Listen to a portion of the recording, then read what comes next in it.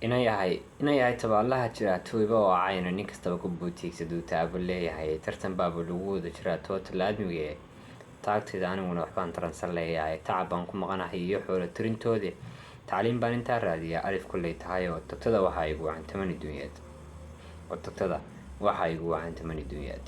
cabdiwaaxid baan ahay meersida aad maqlisina waxa ay horu dhac yihiin gabay la magac baxay taajbi aan ugu noqon qisa keenta weeye intaana gabayga bilaabin ka hor waxaan jeclaan lahaa inaan qisada oo gaaban aan idila wadaago aan soo gaabiyey nin aan saaxiib nahay oo aan isku meel ka shaqayno waxa la yidhaha aadna isugu dhownahay baa hadda ka hor waxaa iska baray gabadh ay haasaa wadaag ahaayeen shukaansi uu ka dhexeeyey islamarkaana guur ay u ballansanaayeen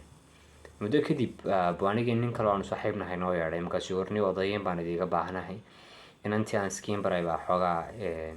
dhib yar naga dhex dhacay marka shaydaan baa naga dhex shaqeeyay bal arrintaa ka odayeeya arrintii markaanu galnay gabadha waxay dhahday war usbuucaasi igama dhammaado anu guur baan diyaar u ahay marka yarka waxa la yidhaahdo waa caraka dheer jeeb ahaana uma diyaarsana guur hadda maamul ahaana uma diyaarsana dabadeedna waxaa la yidhaahdo wuxuu yihi walaal ilaahay khayr ha ku siiye maad 6 bilood isiis 6 bilood baan kusoo diyaar garoobayahay oo waanu imaanaya dee wadankii unba ka maqanahay dabadeedna waxa la yidhaahdo arrinkii wiilku sheegay anaga macquul bay naa noqotay oo waayo dee duruufaha jiray iyo xaaladaha markaa ku xayndaabnaa wiilka ayaan ogeyn oo aan dareemaynin gabadhu waa la hadalay waxaan ku niri walaal ka waran haddii wax la 6 bilood aad sugto oo madaxayga aad ku sugto arrimihii o dhan baan u sheegnay waa ay diiday gabadhu waxay dhahday waxaas waxa kama jiraan marka yarkii wuxuu nagu yidhi waxa la si kaftana waxaan garan lahaa in wax soo siyaadeen iyo in ay gabadha hawli meel uga curatay si kastaba ha ahaatee habeenada ka mid ah anagoo oo fadhina meel kafeeya baa yarka xaaladiisu aada isu bedeshay anaga qudheyda waa ayna saamaysay oo mar odaytinimadeydii baa shaqayn weyday marna xaaladda saaxiibkayo iyo burburka dee shukaansigiisii ayaa aada noo saameeyey dabadeedna gabaygan baa igu soo dhacay gabaygan waxa uu leeyahay waxa la yidhaahdo horta gabay dheer maaha weyn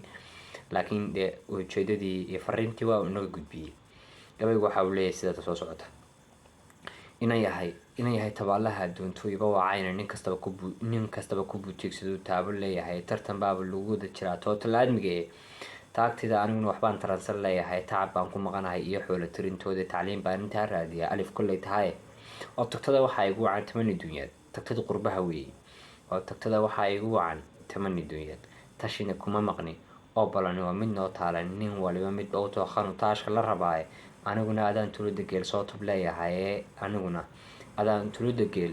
tub leeyahay maantaba inaad meher kugu turqo oo tayda aad noqoto tintaas iga fudud uga leewato la hubaayo taraaraxa tirsiga oo jiriya timeka dheeraaday tacajub yaanu kugu noqon adaan taalo kuu dhisin le walaal adaan kuu maqanahay waqtiga yar dheeraaday yaanu cajiib kula noqon tacajub yaanu kula noqon adaan taalo kuu dhisin halkaa markii aan marinayay baan se warablahan dambe dalxiiska waa ay jecel yihiin maad gabadha dalxiiskiis marka gabaygan si guud wiilka afkiisa ayaan ku hadlayaa oo isaga ayaan iska dhigayaa